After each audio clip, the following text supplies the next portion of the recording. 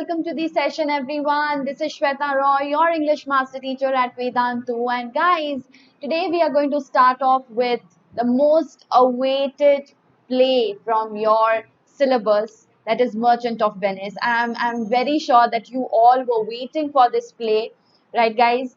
So according to your recent syllabus, you do not have the first two acts, you have from the third act, right?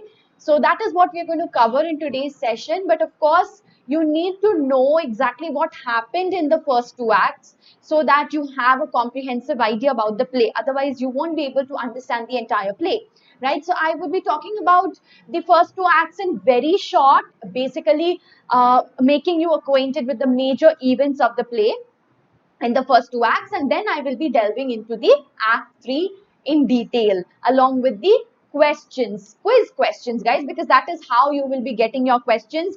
You would only have MCQ for your first term, right? According to the syllabus, I think you have already seen the sample paper.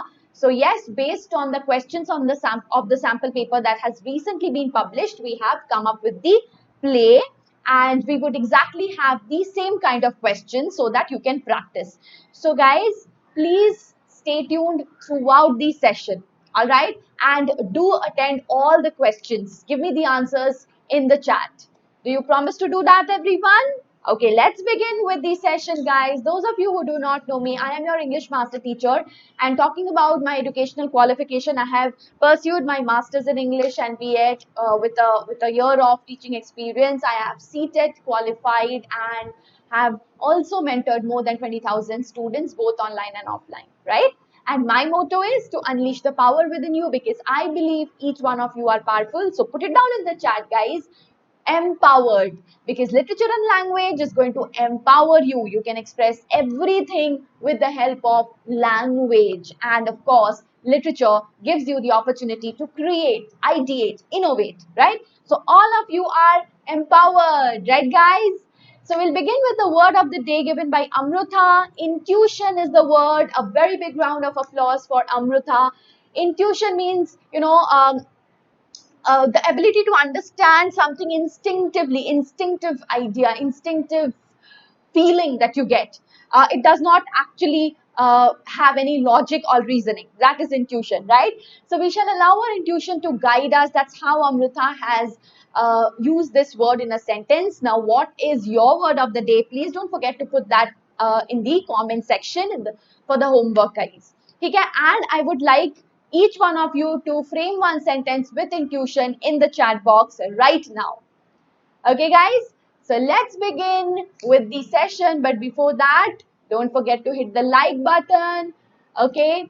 Subscribe to the channel in case you haven't, because we would be coming up with the latest, with all the questions according to the latest pattern, and based on the sample questions that has been already released by ICSE. Okay?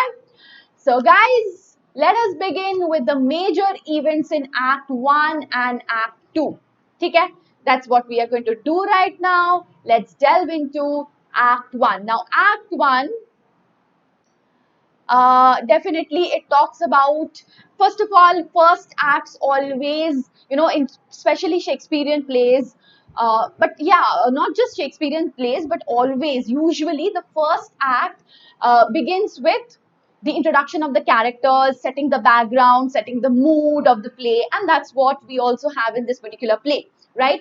So Antonio and Bassanio, these are the characters that we come across. Okay, they are best friends, and Bassanio is very extravagant, right, in spending, and he is left with no money, and he asks Antonio, so that, he asks money from Antonio. He wants to borrow money from his best friend Antonio so that so that he can go and present himself as a worthy suitor to Portia. So he likes Portia and he wants to woo Portia, right? Antonio doesn't have any money, and therefore what does he say? He calls, but obviously he wants to help Bassanio, right? So he wants Bassanio to use his name to get credit. Okay, and then we also have the famous casket scheme. Okay, so a lottery of casket, that is what we have. And then Prince of Morocco is announced. So obviously now what is happening is, the casket scene is very, very important over here, right?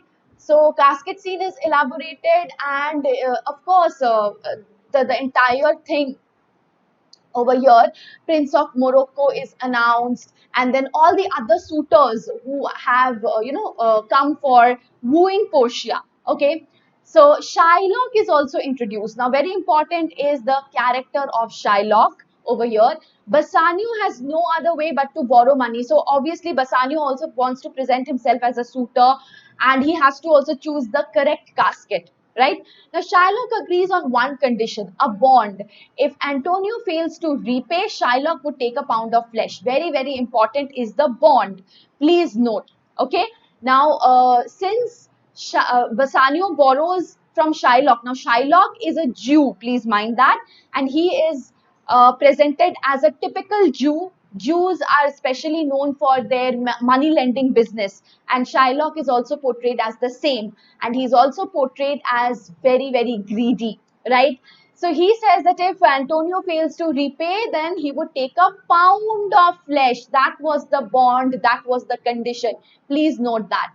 Act 2, Lancelot and his father are introduced. Jessica is introduced. Jessica is the daughter of Shylock, and Jessica and Lorenzo love each other. So that is also mentioned over here. Please note that Jessica is a Jew and Lorenzo is a Christian, and we have the age-old conflict between Jews and the Christians, which obviously Shakespeare has beautifully portrayed. And then there's an elopement plan, because obviously Shylock, who is hard, very, very hard against Christian and vice versa, so he would not be agreeing with the love affair. But Jessica escapes disguised as a page. Now disguise is a very, very important factor in the play. Okay, we will see a lot of disguises happening, right? Then Jessica takes all of Shylock's wealth along with her. Very important, guys, because the Jews are typically portrayed as wealthy people, and they are in love with their money, right? That is what Shylock, that is also true for Shylock, right? So Shylock is going to be very angry when he knows about the elopement of Jessica, number one, and the second, that too with a Christian, and second is with all his wealth. That is also going to be the trigger for revenge. Okay, so please note that incident, very important for you to understand, right? Prince Morocco chooses the gold casket, the lottery of casket. I told you that Jessica's father had planned, his deceased father had planned this entire theme, entire lottery of casket, so that Portia gets a suitable groom, right? And obviously, Prince of Morocco chooses the wrong casket, and what does he see? Skull and a note ridiculing him, right? Shylock is mad, I told you, with anger, knowing Jessica's elopement, along with that, with all his wealth. And then Prince of Aragon arrives, and he chooses the silver casket. And what does he see in the casket? The portrait of a blinking idiot with a poem that condemns him as a fool. A servant enters and informs Portia about the arrival of Bassanio. So we can definitely forecast that finally Bassanio is the one who would be choosing the correct casket and would be winning over the love of Portia, right? And now we will enter into our third act, which is very, very important. So we will be delving into it scene by scene. Scene 1, we have Solanio and Celerio. Sorry. They have heard reports that confirm Antonio's ships have wrecked. Very, very important. Remember, the bond was signed in the name of Antonio. So if Antonio loses his ships, then what will happen? He has to give 1 pound of flesh from his body. Remember?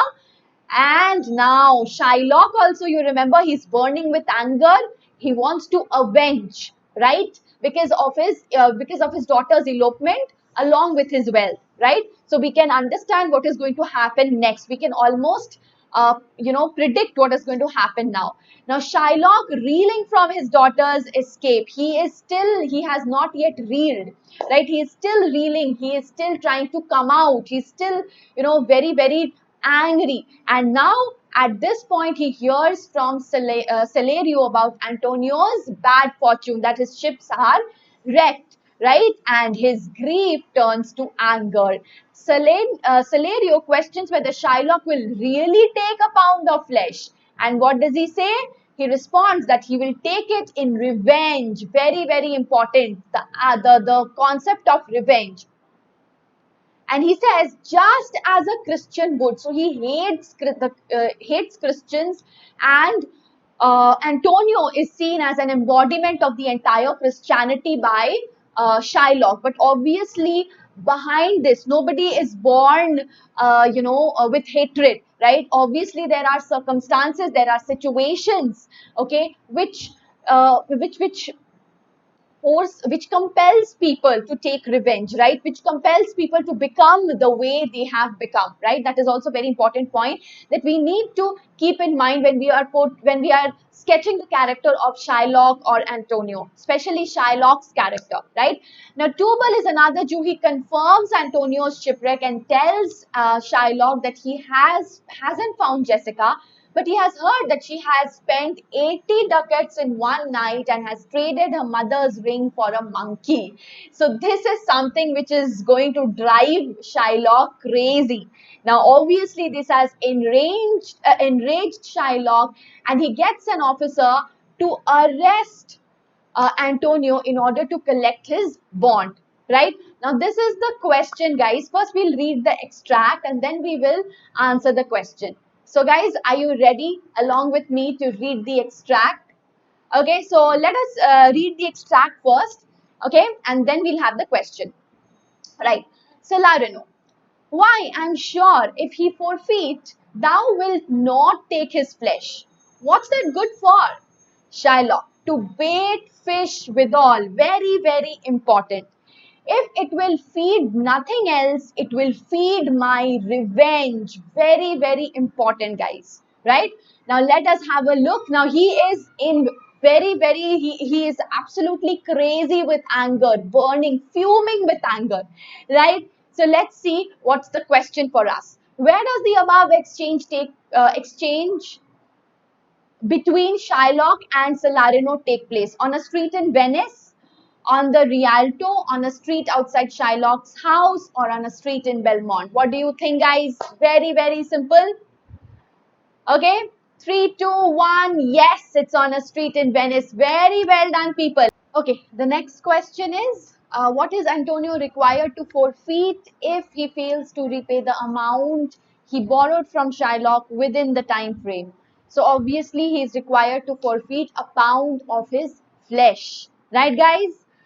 It's not the thrice the sum that he had borrowed, his friendship with Bassanio, his wealth and property. No, he has to forfeit that, which means he has to pay as a fine a pound of his flesh if he fails to repay the amount. Right, guys?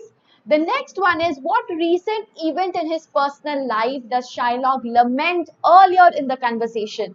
So yes, his wife's death, his daughter's death, the loss of an expensive diamond, or his daughter eloping with a Christian. Very, very obvious, guys. I'm sure you have already answered it. His daughter eloping with a Christian. So that was the recent event in his personal life that he was lamenting. Now, next question is, which of the following words would you use to describe Shylock's state of mind after this impassioned speech? Please note it, guys. Please answer it carefully. Hurt, angry, vindictive, resourceful. So, which of the following words do you actually need to describe Shylock's state of mind after his impassioned speech? You must have already seen the impassioned speech. So next session, what I will do is I will be taking chunks from Merchant of Venice and the very important speeches. For example, this impassioned speech is very important. So I will be delving into it in the next session. Okay, I would be explaining the very important chunks of Merchant of Venice so that it is absolutely clear and you can answer any question that comes from there. Okay, so now I think you must have answered it in the chat already. It is hurt, angry, vindictive. Okay, it's not 3, 4, and 1. No, no, no, no, no. Sorry, guys. It is hurt, angry, and vindictive. I think it is hurt, angry, and vindictive. That's the answer according to me, because obviously vindictive is revengeful, right? Poisonous. He has already poison in his mind, right? So definitely he is wanting revenge, and he's hurt because of his prolonged torture that he has already, he has to bear so much torture from the Christians, right? So I will be taking that speech up because this speech is the impassioned speech is very, very important. So that is what I think A is the correct answer. What do you think, guys? Please put it down in the chat. Okay, and now we'll move ahead with the next scene where Bassanio chooses the lead casket, right? And this Bassanio's choosing of the lead casket, this part also I will be taking up in the next, next session, right? Where outward appearance counts little where true value is concerned. That is what he thinks. That is the thought behind his choosing of the casket. And as they rejoice, Gritano announces his love for Nerissa. Now here we find Gritiano and Nerissa's love, and the two asked to be married at the same ceremony. And guys, please note, in comedies, Shakespeare's comedy, all's well that ends well, right? So in especially Shakespeare's comedies, they everything ends in a happy marriage, right? If you take Merchant of Venice is one. If you take the other play, I'm just not able to recall the other play. Merchant of Venice. The comedy. Usually, all the comedies, mostly they end in happy endings, right? So and multiple marriages. Yes, guys, right? So here also we are actually predicting the play to end happily and with multiple marriages. I will let you know the other comedy which I was thinking. I'm just forgetting its name. Anyways, guys.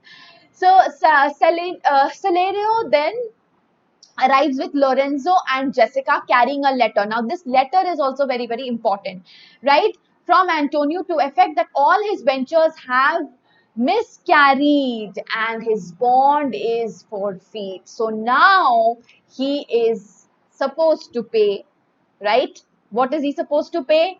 Pound of his flesh. Now, Shylock intends to take his life. You know what is the mental condition of Shylock. He is fuming with anger, right? Bassanio and Gratiano determine to marry Portia and Nerissa immediately, then sail for Venice. So, Portia and Nerissa sail for Venice, okay? And with sufficient funds provided by Portia to rescue Antonio. So finally, Portia would be coming to rescue Antonio, right? So now we have a passage, guys.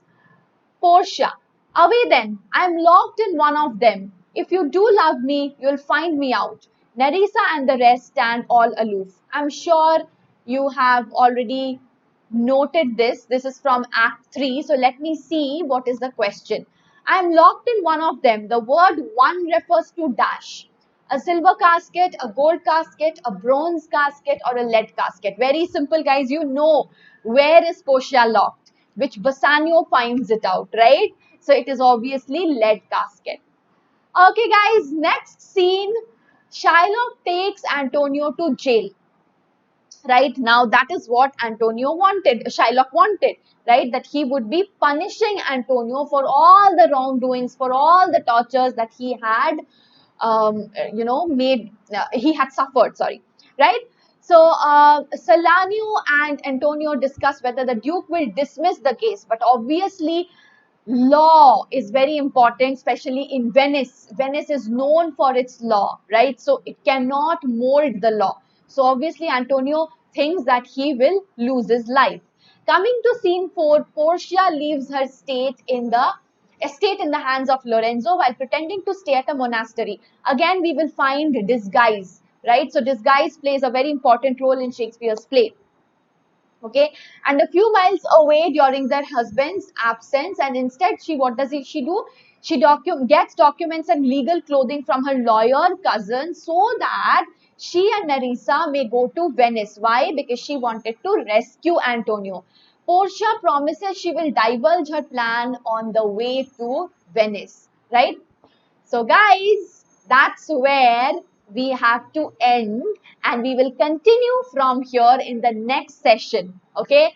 So before we end, guys, Vedantu students are unstoppable, and you can see the amazing results that we have, that our students have made outstanding results in JEE Main, 100 percentile. So if you also want to join us and gain 100% knowledge and score 100% marks, Vedantu is promising your improvement. Isn't that amazing, guys? You have unlimited live classes with fun and high level questions. You can compete with the students throughout the world, interactive replays and live quizzes along with the leaderboards, and you can have the premium downloadable content. And the best part is all your doubts would be solved then and there in the class. Isn't that amazing? Plus, all the micro courses are absolutely free, and that too in less price. What do you need to do? Just visit the link and use the coupon code SWRE Pro. And guys, these are the three plans that we have: Light, Classic and Plus. Right? So for Classic, you get a special feature of doubt solving app as well. And for Classic, you have a personal mentor. And all the micro courses are unlimited and they're absolutely for free. You just need to visit the link and use the coupon code in order to get a complete 10% discount.